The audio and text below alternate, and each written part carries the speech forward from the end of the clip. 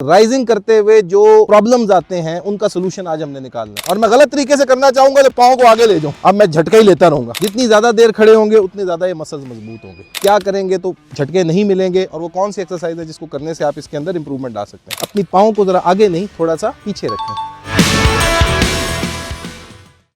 This is Ali Fawad, your horse riding coach. ایک بہت important question, rising Trott جب ہم کرتے ہیں، جب ہم ٹراٹ کے دوران رائز کرتے ہیں تو اس کے لیے کون سی ایکسرسائزز ہیں جو ہمیں رائزنگ کرنے میں آسانی دے سکتی ہیں۔ First of all, rising Trott ہے کیا؟ اس وقت جو چال میں چل رہا ہوں اس کو ہم سٹنگ ٹراٹ بولتے ہیں یا بمپنگ ٹراٹ بولتے ہیں۔ اب اگر میں رائزنگ ٹراٹ کرنا چاہتا ہوں تو میں ایک ڈائگنل پہ بیٹھوں گا اور ایک ڈائگنل پہ کھڑا ہو جاؤں گا۔ تو بعض اوقات لوگ رائز کر نہیں پاتے، وہ اس طرح عجیب طریقے سے امبیلنس کر رہے ہوتے ہیں۔ اس کا طریقہ کار کیا ہے؟ واٹ شوڈ یو ڈو کہ آپ کی رائزنگ ٹراٹ بیلنسڈ ہو جائے، ایزی ہو جائے اور آپ کو جھٹکے نہ ملے؟ کوشش کریں کہ آپ کھڑے گھوڑے پر بار بار سیڈل سے اٹھ جائیں۔ یہ دیکھیں، یہاں پر کھڑے ہونے کی پریکٹس کریں۔ جتنا آپ کھڑے ہونے کی پریکٹس کریں گے اتنا آپ کے لیے رائزنگ ٹراٹ ایزی ہو جائے گی۔ نمبر 2، کھڑے گھوڑے پر بغیر رین کے 1-2 کریں، بغیر ہاتھوں کا استعمال کیے ہوئے۔ چاہے ہاتھ یہاں رکھ لیں، میں پریفر کرتا ہوں کہ آپ ہاتھ یہاں رکھیں، اور اس کے بعد کھڑے ہوں اور بیٹھیں، کھڑے ہوں اور بیٹھیں۔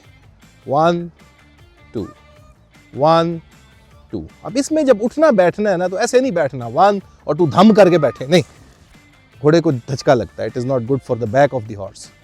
آپ نے کنٹرولڈ انداز میں کھڑے ہونا ہے اور بیٹھنا ہے، اور اس موومنٹ کو جتنا زیادہ آپ کنٹرول کر کے کریں گے اتنا بہتر ہے، اور یہ تب آپ کنٹرول کر پائیں گے جب آپ تھوڑا نیز کا بھی استعمال کریں گے۔ یہ ایکسرسائز جتنی زیادہ کریں گے اس طرح آپ کی رائزنگ ٹراٹ جو ہے وہ بہتر ہو جائے گی۔ تیسری ٹپ، جب آپ رائزنگ کریں اگر آپ پاؤں کو آگے رکھیں گے نا تو آپ سے کبھی بھی کھڑا نہیں ہوا جائے گا۔ یہاں کھڑے ہوں بہت مشکل ہے، آن دی ادر ہینڈ اگر آپ اس کو پیچھے کر لیں گے اب آپ کھڑے ہوں گے، آسانی سے کھڑے ہو جائیں گے۔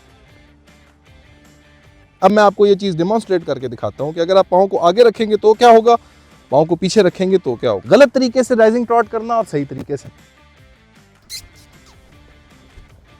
اب میں کمفرٹیبلی کر رہا ہوں اور میں غلط طریقے سے کرنا چاہوں گا تو پاؤں کو آگے لے جاؤں، یہ اب میں جھٹکے ہی لیتا رہوں گا۔ یہ آن دی ادر ہینڈ میں پاؤں پیچھے لے جاؤں گا، کوئی پرابلم نہیں آئے گی، کوئی پرابلم نہیں آئے گی، ٹھیک ہے۔ یہ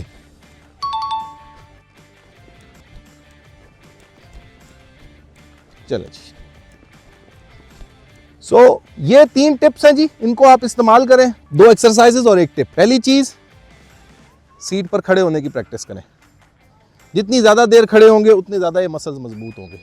ٹائمر لگائیں، اپنا ٹائمر ایڈجسٹ کریں کہ میں کتنی دیر ہو گئے، 1 2 3 4 5 6 7 8 9 10، ریلیکس ہو کے ڈاؤن، دین اگین 1 2 3 4 5 6 7 8 9 10 ڈاؤن۔ دوسری بات، آپ نے کنٹینیوسلی 1 2 1 2، یہاں سے تھوڑا سا نا بیک سے آپ نے پش کرنا ہے اپنے آپ کو آگے، ٹھیک ہے جی۔ 1 2 1 2، ٹھیک ہو گیا جی۔ اور تیسری چیز، اپنی پاؤں کو ذرا آگے نہیں، تھوڑا سا پیچھے رکھیں، اس سے بھی آپ کو اسٹیبلٹی ملے گی، ٹھیک ہے۔ 1 2 1 2۔ تو ہوپ فلی آپ کو ٹراٹ کرنے میں جو دشواریاں آ رہی ہیں، رائزنگ ٹراٹ کرنے میں جو دشواریاں آ رہی ہیں، یہ پرابلمز آپ کو نہیں آئیں گی، ٹھیک ہے جی۔ Thank you so much.